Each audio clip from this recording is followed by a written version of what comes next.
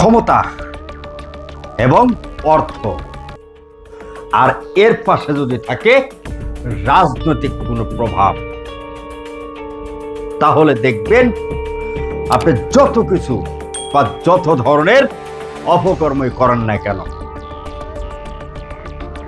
Support বা প্রশাসনিক সহযোগিতা সবকিছুই পাবেন। কারণ তখন আপনি একজন হবেন লাইসেন্সধারী বা একজন পাওয়ারফুল ব্যক্তির পরিচয় দিয়েই এলাকায় দাপট চালিয়ে যেতে পারবেন। কুমিল্লায় চান্দিনা উপজেলায় পশ্চিম বাজার ইসলামী ব্যাংকের সামনে একটি জায়গা সংক্রান্ত বিষয় নিয়ে এক বৃদ্ধ মহিলাকে সরাসরি জনসম্মুখে আহত করেন, এমনকি মাথায় ধারালো অস্ত্র দিয়ে আঘাত করেন। তারপর জায়গা দখল করে নেওয়ার চেষ্টাও করেন। সর্বশেষ ওই বৃদ্ধা মহিলা হসপিটালে ভর্তি হন। অথচ এত কিছু হয়ে যাওয়ার পরেও এখন পর্যন্ত তাদের বিরুদ্ধে মামলা নেওয়া তো দূরে থাক, একটি অভিযোগ করা পর্যন্তও সাহস পাননি। কারণ প্রথমেই বলেছি, পাওয়ার বা অর্থ বা রাজনৈতিক পরিচয়, এই ধরনের যদি আপনার ক্ষমতা থাকে, তাহলে এ দেশে বিভিন্ন জায়গায় বা বিভিন্ন উপজেলায় তাহলে আপনি রাজনীতির এই ক্ষমতা দিয়েই যা মন চায় আপনি করতে পারবেন। কাউকে হত্যাও করতে পারবেন, এমনকি কারোর জায়গাও দখল করতে পারবেন। এমন একটি ঘটনা ঘটেছে কুমিল্লা চান্দিনা উপজেলায়। সরাসরি বিস্তারিত ঘটনা তুলে ধরার চেষ্টা করব আমি, মোহাম্মদ রেজা, সাথে থাকবেন। হঠাৎ করে কুমিল্লা ক্রাইম বার্তায় একটি কল আসে এক অসহায় ফ্যামিলির। তার অভিযোগ করেন তাদের জায়গা নাকি দখল করে বিল্ডিং নির্মাণ করছেন এবং এই কাজে বাধা দেওয়ায় তাদের পুরো ফ্যামিলির উপর টর্চারিং এবং দেশীয় অস্ত্র দিয়ে আঘাত পর্যন্তও করেন। পরে ঘটনাস্থলে সত্যতা জানতে চান্দিনা উপজেলায় চান্দিনা পশ্চিম পাড়া ইসলামী ব্যাংকের সামনে ঘটনাস্থলে টিম কুমিল্লা ক্রাইম বার্তা পৌঁছায়। পরে এই ভুক্তভোগীর বাড়ির মালিক মোহাম্মদ জহির আহমেদ একজন অসুস্থ ব্যক্তি। সে বেশ কয়েক বছর ধরেই বিছানায় অসুস্থ হয়ে পড়ে আছেন এবং জহির আহমেদের স্ত্রী শিউলি বেগমকে ধারালো অস্ত্র দিয়ে মাথায় আঘাত করার কারণে তাকে কুমিল্লা সরকারি হসপিটালে পাঠানো হয়। পরে ঘটনাস্থলে গিয়ে দেখতে পাই পুরো ফ্যামিলি অসহায় হয়ে পড়ে আছেন এবং তারা নাকি বাড়ি থেকে বাইর হতেও পারছে না। পরে ঘটনাস্থলে গিয়ে দেখতে পাই পুরো ফ্যামিলি অসহায় হয়ে পড়ে আছেন এবং তারা নাকি বাড়ি থেকে বাইর হতে পারছেন না। একটি সন্ত্রাসী বাহিনী তাদের পুরো বাড়ি ঘেরাও করে রাখছেন। যে জায়গাটা দেখানোর চেষ্টা করেছি মাত্র সীমারানি, অথচ এই জায়গাকে কেন্দ্র করে, এই জায়গাকে দখল কেন্দ্র করে একাধিক ব্যক্তিকে আহত করেছেন, এমনকি হত্যা করা পর্যন্ত চেষ্টা করেছেন। জনসম্মুখে দেশি অস্ত্র নিয়েও দরাদরি করেছেন। সর্বশেষ এই জায়গা দখল করে বা প্রাচীন নির্মাণ বা বিল্ডিং নির্মাণ পর্যন্ত পরিচালনা করছে। অথচ তাদেরকে আহত করে, এমনকি হসপিটালে ভর্তি করে দেশীয় অস্ত্র বা ধারালো অস্ত্র দিয়ে আঘাত করে হসপিটালে পর্যন্ত পাঠিয়েছেন।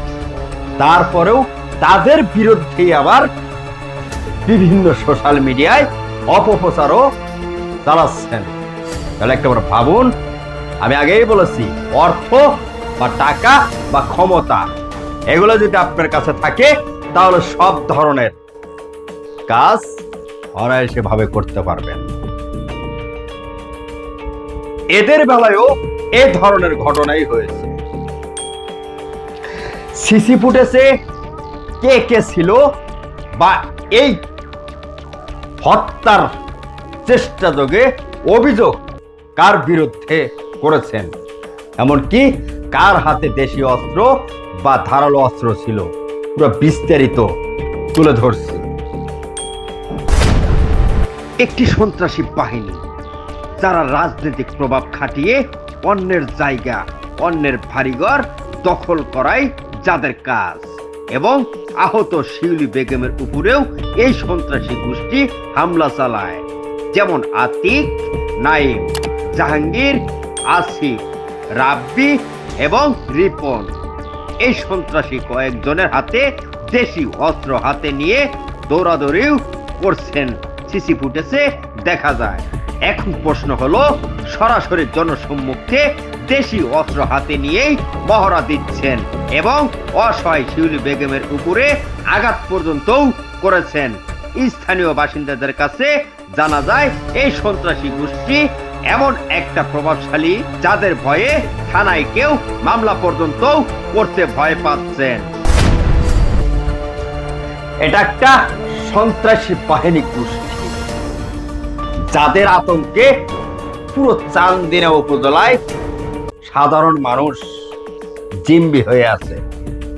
তাদের ভয়ে কেউ কেউ মুখ খুললেও সরাসরি বা মিডিয়াতে প্রকাশ করতে পারছে না, কারণ রাজনৈতিক ছত্রছায়ায় তারাই নাকি এই চান্দিনায় বিভিন্ন জায়গায় বিভিন্ন অপকর্ম করে যাচ্ছেন। এমনকি অন্যের জায়গা, অন্যের উপর জোর জুলুম থেকে শুরু করে সব ধরনের অপকর্মই করছেন। কখনো কখনো দেশি অস্ত্র বা ধারালো অস্ত্র নিয়েও মানুষকে ধাওয়া করছেন। তারপরেও এদের বিরুদ্ধে কেউ রুখে দাঁড়াতে পারছে না। তবে সুশীল সমাজ বা সাধারণ ভুক্তভোগীদের অভিযোগে বিশেষভাবে জানা যায়, এদের অত্যাচারে বা এভাবে যদি এই অঞ্চলে প্রভাব খাটিয়ে এভাবে জায়গা সম্পত্তি দখল করার চেষ্টা করে বা সাধারণ ব্যক্তিদের উপরে এভাবে নির্মমভাবে অত্যাচার করে, তাহলে এর সমাজ বা সমাজ ব্যবস্থা বা সাধারণ জনগণ বা অসহায় ফ্যামিলি কাদের কাছে যাবে? আর যাদের কাছে যাবে, যাদের আশায় বিচার বা যাদের কাছে বিচার পাবে, তারাও নাকি তাদের কাছেই বিক্রি হয়ে আছে। তাহলে সাধারণ ভুক্তভোগী কোথায় যাবে? এ দেশ বা দেশের জাতি বা সাধারণ অসহায় মানুষ, তাদের সাথে বা তাদের সহযোগিতা কে করবে? তাদের জন্য সাধারণ প্রশাসন বা প্রশাসনের কিছু কর্মকর্তাও যদিও কোনো কাজ করতে চায়, উপর মহলের চাপের কারণে অনেক সময় কাজ করতেও পারে না, হয়তো এই কাজে ব্যাঘাত ঘটে, যার কারণে একে একে কয়েকটা দিন মামলা পর্যন্তও করতে পারেনি এই ভুক্তভোগী। ভুক্তভোগীর পরিবার জাহাঙ্গীর এবং শিউলি বেগম এই সন্ত্রাসী বাহিনীর আঘাতে শিউলি বেগমকে ধারালো অস্ত্র দিয়ে আঘাত করে হসপিটালে পর্যন্ত পাঠিয়েছেন এবং পুরো বাড়ি ঘেরাও করেও রাখছেন ধারালো অস্ত্রের ভয় দেখিয়ে। এই ঘটনা নিয়ে যদি কেউ মামলা করতে যান এবং বাড়ি নির্মাণের কাজে বাধা দিলেও সবগুলোকে নাকি এভাবে ধারালো অস্ত্র দিয়ে আঘাত করবেন। এবং তাহলে একটাবার ভাবুন, জনসম্মুখে এই সন্ত্রাসী বাহিনী দেশি অস্ত্র নিয়ে মহড়া দিচ্ছেন এবং বিভিন্ন সময় বিভিন্ন ব্যক্তিকে ভয় দেখাচ্ছেন। আর এই ধরনের ফুটেজ সোশ্যাল মিডিয়ায় তোলপাড় হলেও পুলিশ প্রশাসন কোনো পদক্ষেপ নিচ্ছে না। যদিও পুলিশ প্রশাসন পদক্ষেপ না নিতে পারে, তাহলে এই সাধারণ ভুক্তভোগী বা অসহায় পরিবার কোথায় যাবে বা কার কাছে বিচার চাইবে? এদেশের জনগণ বা এদেশের সাধারণ পাবলিক বা এদেশের যুব সমাজ বা এদেশের সমাজ প্রত্যেকটা ব্যক্তির কাছেই বা প্রত্যেকটা মহলের কাছেই সাধারণ ভুক্তভোগী অভিযোগ করেন বা মন থেকেই কিছু কিছু অনুভূতি প্রকাশ করেন যে এভাবে যদি অত্যাচারিত বা এভাবে যদি অত্যাচার করা হয়, জায়গা সম্পত্তি দখল করা হয় বা নির্ভীকভাবে সরাসরি জনসম্মুখে যদি এভাবে ধারালো অস্ত্র নিয়ে আক্রমণ করা হয় বা কখনো কখনো কাউকে আহত করে হসপিটালে পর্যন্ত পাঠানো হয়, তাহলে কি এই দেশের বা এই দেশের প্রশাসনের কাছে এর কোনো প্রতিক্রিয়া বা কোনো বিচার নেই? আর যদি এভাবেই তারা সব সময় এই দলগততা ভাবেই বা এই প্রভাব খাটিয়ে যদি এ ধরনের অপকর্ম করে যায়, তাহলে আগামী দেশ বা আগামী ভবিষ্যৎ বা আগামী জাতি কার কাছে যাবে বা কোথায় বিচার পাবে? আর যদি এভাবে পরিচালনা করতে থাকে, তাহলে প্রত্যেকটা অঞ্চলেই প্রত্যেকটা উপজেলায় এই ধরনের সন্ত্রাসী গোষ্ঠী বা সন্ত্রাসী বাহিনী তৈরি হবে। আর এরা সুযোগ সন্ধানী, যখন যেই সরকারি আসুক না কেন, যেই দল ক্ষমতা থাকুক না কেন, ওই দলের নাম ভাঙিয়েই ওই এলাকায় প্রভাব খাটিয়ে এমনকি প্রভাব বিস্তার ছড়ানোর চেষ্টা করবে।